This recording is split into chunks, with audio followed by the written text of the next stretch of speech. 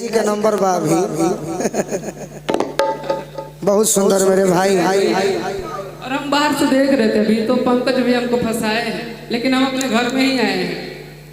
अनुपमा यादव जी का चाहे हेमा जी का और अब तो आप हैं। आप आकर 4 चांद लगा दिए।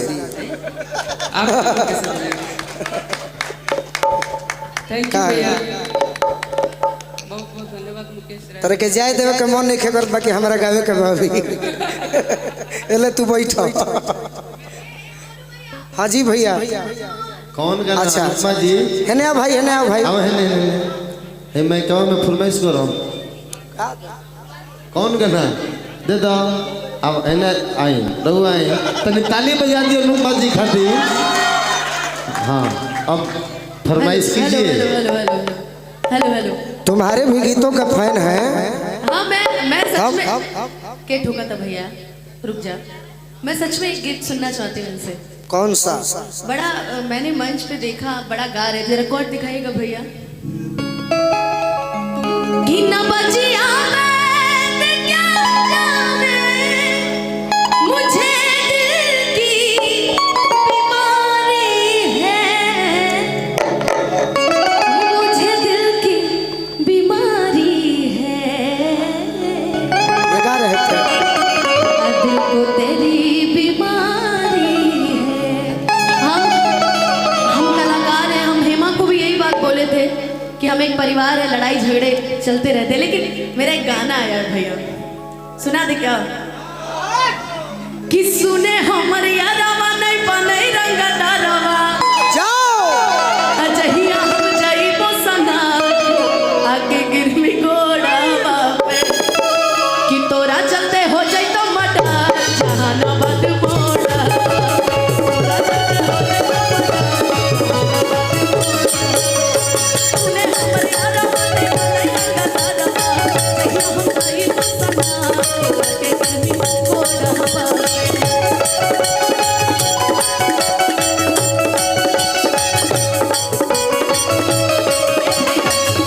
अकाए पंकज भैया आ तोरा खातिर हो जाए तो मटर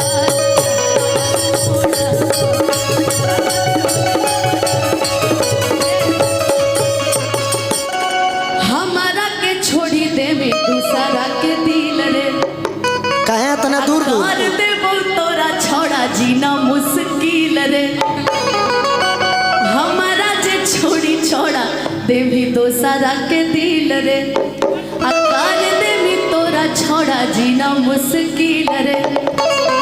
आई गाना के लाइन है ऐसा एक केहू से लेवे दे के बात नहीं गाना है कि तू ही देली धोखा बदनाम कैली हमरा, अरे के कर तोरे विश्वास तोरा झूठा तोरा खातिर हो जाए तो मटर यार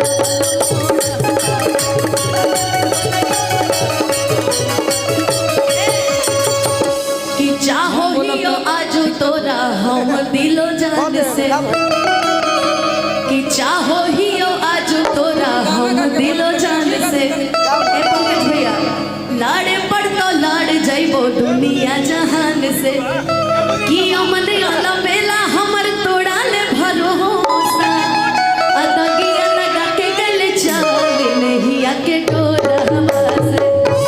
कहानी के तो कंटेंट मिलिए गई। अनुपमा बिक्कू फिर एक बार है, अब की बार हमार सरकार है ना, कि तोरा खातिर हो जाए तो मटर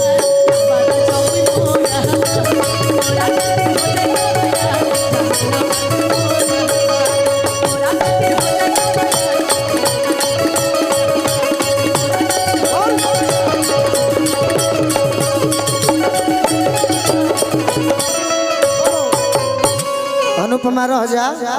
हम ये गाना ये केवल गाना है, केवल गाना है। ये सिर्फ गाना है। तो ये भी एक गाना गाएगा। बोला था नया तो मैंने सुना दिया। बहुत अच्छा, गाना के जवाब नहीं। अच्छा तो पंकज भैया जब हो ही गया है ये गाना, हम भी सुने तो बहुत अच्छा लगा। आप गोरखपुर से आती हैं, भोजपुरी इधर का भोजपुरी, आरा छपरा बलिया का भोजपुरी सीखने में आपको टाइम लगा था। आप गोरखपुर का भोजपुरी बोलती हैं, उसके बाद भी आप यहाँ आके मगही सीखी, ये अप्रिशिएट हाँ, करने का टाइम है। मैं बिल्कुल जी आपको बताऊं, मैंने पहला जो मगध का गाना गाया था वो इन्हीं का गाना मैंने सुन के गाया था कि ये छोड़ी छागल पहनाई वो जदी कर में तू हमसे प्यार कि करो ही अर जीवन जो तू वाइफ लाइफ बनैबो तोहार बलिया के दिन तलिया झुमका नवादा से कीन देबो हार। ये गाना हम सुनी तो हम भी एगो गाना बनाएंगे। आगे सामने अजीत भैया बैठे हैं भी, पंकज भैया हम भी ये गाना कल इनका सुने थे।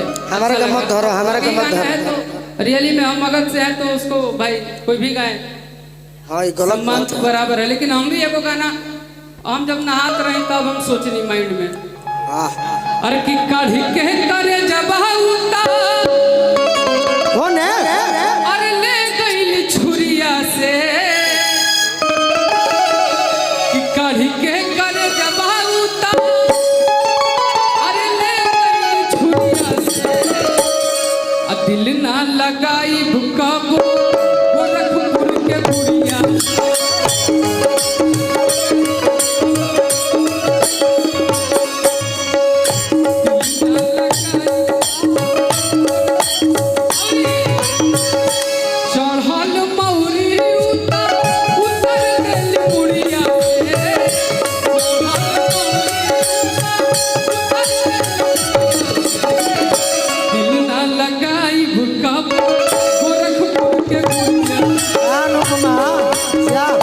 जवाब हो जवाब।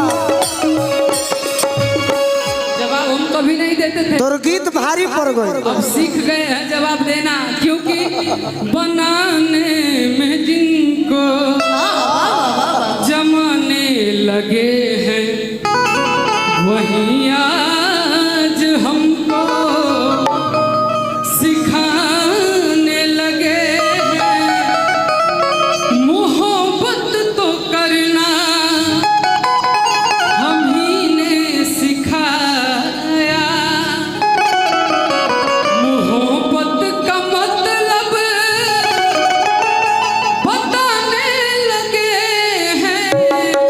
और जो भी भाई ये गाना चढ़ाएंगे, ये मेरा एल्बम का गाना है, प्लीज हम अपना गाना ओरिजिनल चढ़ाएंगे तो आप लोग कॉपीराइट मत मारिएगा।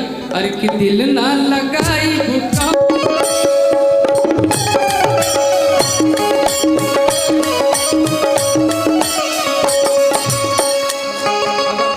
बोलो अनुपमा, हम तो बीच में हर जगह नारद बन जाते हैं। लड़ा तेरे सहनी के। अरे आप बड़े भाई हैं सबके, आप बड़े भाई हैं मुनीब दुनिया के भाई मुनीब जी हैं। हम तो कहे कही तो एक खाती कह तू कुछो करो, हम सब हम का भी ये कहेंगे कि हमें हर घड़ी आरज़ू है तुम्हारी, कि होती है कैसी सनम बेकरारी, मिलेंगे जो तुमको तो बताएंगे हम। अरे बहुत प्यार करते तुमको सनम, बहुत प्यार करते। अब हमके लगा था कि दूसर के प्रोग्राम हम भारत नहीं खो जमा देलो। ये तो पंकज भैया का देन है वो। आजियो प्रेम बा 305 नंबर आज के बाद केहू बुक न करिए में। हम कहाँ जिम करत रहे हैं बॉडी बनावे के बाद, तो कहले कि यहाँ बने हम आ रहे हैं, वो हमको क्या पता था कि यहाँ लेके आ जाए। हम ना खड़ा खड़ा एक गीत सोचत रहे। देखो देखो कैमरा ऑन हो गया। हम ना खड़ा रही पंकज में तो कोई गीत सोचत रहे कि गावत रहला गीत तू ता आ गईला कव्वाली पे, कि गावत रहला गीत तू ता आ गईला कव्वाली। सुना भूल गईला मरत रहला इहे गोरखपुर वाली पे।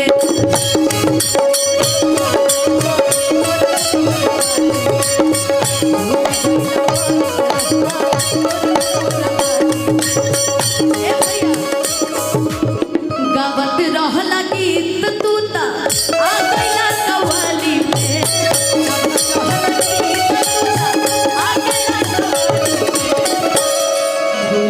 गइला मारत रहल गोरखपुर।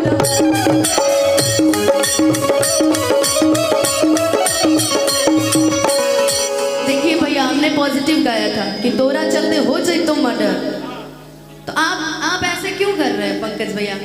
सब आप भी करवाए आज। भूल गईला मरत रहला गोरखपुर वाली। भैया ने करवाया, लेकिन हाँ हमके बहुत कुछ याद हुआ, बोल कम। अच्छा छोड़िए ना, कोई बात नहीं, उनको नहीं भी याद है। आप हैं, आपके छोटे भाई है ये। और शिव कुमार बिंगू जी बहुत अच्छे गायक हैं, बहुत अच्छे नायक हैं, बहुत अच्छा वीडियो करते हैं, क्योंकि सोना जी बैठी हुई है। और मैं अब क्या बोलूं, तो एक चीज कह देते हैं कि हमें हर घड़ी रुजू है तुम्हारी, कि होती है कैसी सनम बेकरारी। नहीं, आप इधर आइए, ये कौन सी बात होती है कि मिलेंगे जो तुमको तो, मिलेंगे जो तुमको तो बताएंगे हम प्यार करते हैं।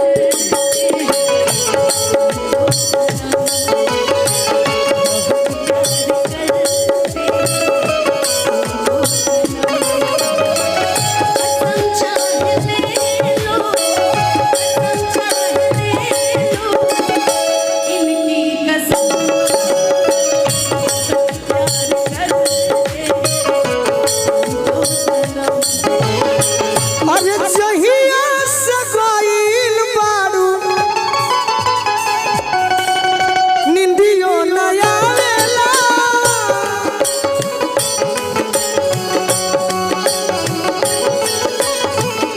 बढ़ेला बेचैनी तोहर याद नु सतावेला।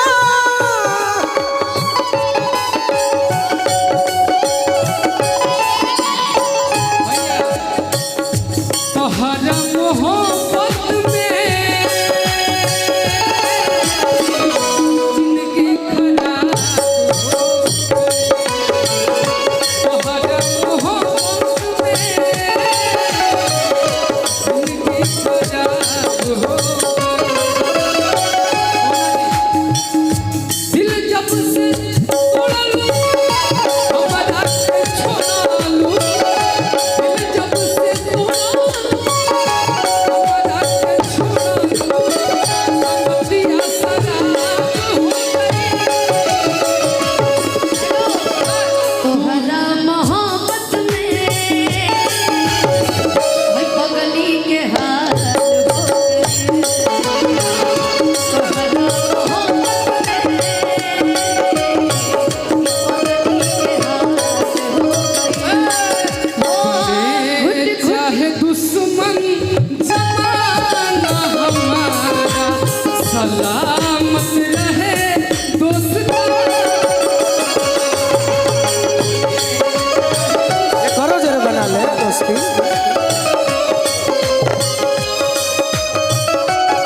भैया नहीं बोलू आज का का करबू महीना लगन बा लोकसभा के चुनाव लड़े खातिर। मैं आपको ई बीच में बताती हूँ। मुखिया बनाता। मैं आपको बताती हूँ ऐसा क्यों नहीं कर रहा है। ढेर दिन भइल लगे जानो, कहाँ गइला भइया तुके जानो। अब हमरा पता तोहरा प्यार यादा, अब हमरा पता तोहरा प्यार यादा। अरे शिवानी तू ताको इधर देखो। केहू कमी पूरा करता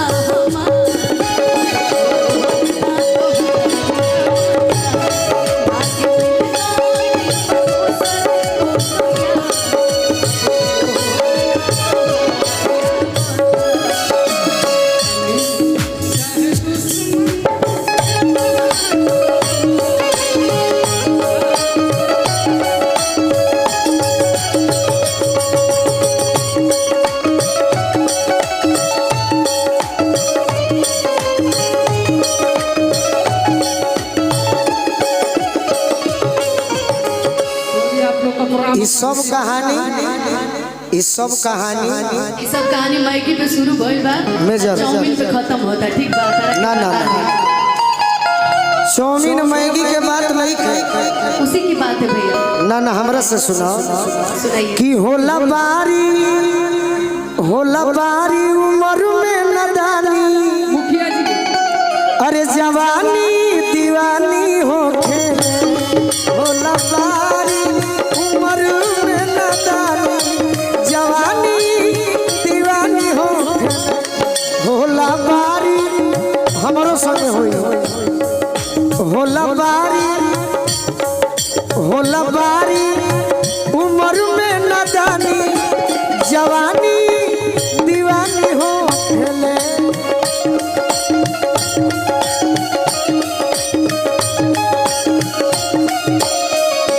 अरे की ऊंचा खाला गोर पड़े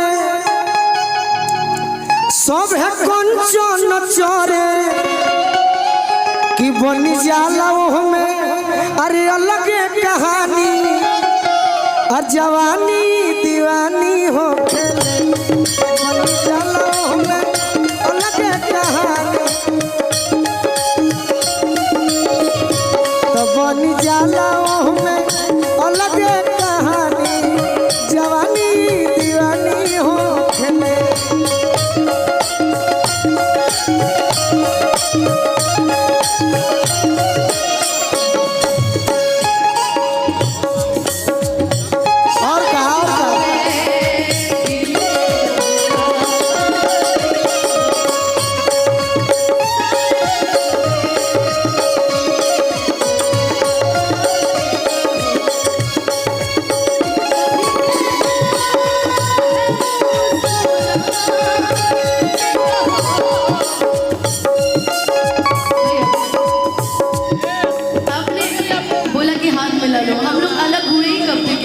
मिलाना पड़ेगा कटाक्ष तो चलती रहती है लाइफ में दोस्ती आजीवन रहती है और ऐसा नहीं है बस कुछ मैगी बनाने वालों की वजह से थोड़ा सा दूरी हो गया था मगर अब हमने भी खाना बनाना